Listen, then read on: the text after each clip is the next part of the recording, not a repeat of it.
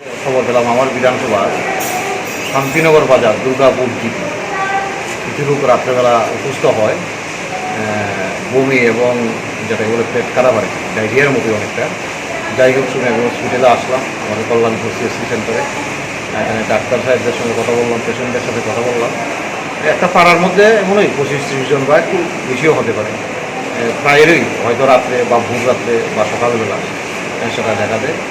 সেই সঙ্গে ডাক্তাররাও সেখানে যা যা পরিষেবা দেওয়ার দিয়েছে বা চলছে সেই চিকিৎসা, এর মধ্যে অনেকটাই আমাদের পরিষেবার মাধ্যমে অনেকেই সুস্থ হয়ে গেছে। যদিও তাদেরকে অবজারভেশনে রাখা হয়েছে, আরও কেউ অসুস্থ হয় কিনা সেটাও আমরা লক্ষ্য রাখি। সমস্ত রকম সেখানে ব্যবস্থা রাখা হয়েছে এবং পরবর্তী সময়েও আমরা ডাক্তারের সঙ্গে কথা বলে এখানে একটা মেডিকেল ক্যাম্প করানো যায় কি না বা কী কেন হলো, কারণ যতটুকু খবর নিয়েছি সেখানে বিবাহ বা কোনো ধরনের অনুষ্ঠানও ছিল না, হঠাৎ করে একটা পাড়ার মধ্যে এই ধরনের। তো যাই হোক, এটা আমরা নজরে রাখছি, দেখছি কী করা যায়। কিন্তু আপাতত যারাই অসুস্থ হয়েছে সবাই মোটামুটি স্বস্তির জায়গাতে রয়েছে এবং সুস্থ রয়েছে। না ওই জায়গায় পেট ব্যথা, কেউ পেট ব্যথা, কেউ একটু মাথা ঘুরায়, ওইটা বমি আর পাতলা ভায়ানা জ্বর। সঙ্গে সঙ্গে শুরু হইতে মোটামুটি এখানে 10-12 পরিবারের একই অবস্থা, সপরিবারও আছে এই হসপিটালের মধ্যে ভর্তি। কালকে রাত থেকে শুরু হয়েছে আর কি। কোন জায়গার? দুর্গাপুর আশ্রমপাড়া বৈষ্ণব কলোনি যেটা কয় আর কি। হঠাৎ করে কীভাবে ব্যবস্থা, সবাই রাত্রে ভর্তি হয়েছে, কেউ 3টা, কেউ সন্ধ্যা রাত্রে, কেউ সকালবেলা, 3ভাবে ভর্তি হয়েছে।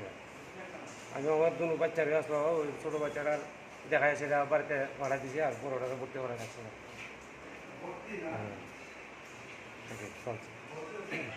কালকে রাত্রে হঠাৎ করে দেখলাম রাত্রে 12টা-1টার দিকেই আওয়াজ শুরু করছে তারা। মোটামুটি আওয়াজ শুরু যে হয়েছে রাত্রে 12টা-1টার দিক থেকে।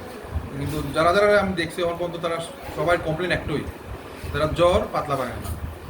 তো জ্বর পাতলা পায়খানা এমনও আছে যে এক পরিবার 2-3 জন, অন্য আছে মানে একই পাড়ার, মানে একই আশেপাশের বাড়ির অনেকজন মানুষ আইতেছে, মোটামুটি 15-20 জন কালকে রাতে এখন পর্যন্ত আমি দেখে লাইছি।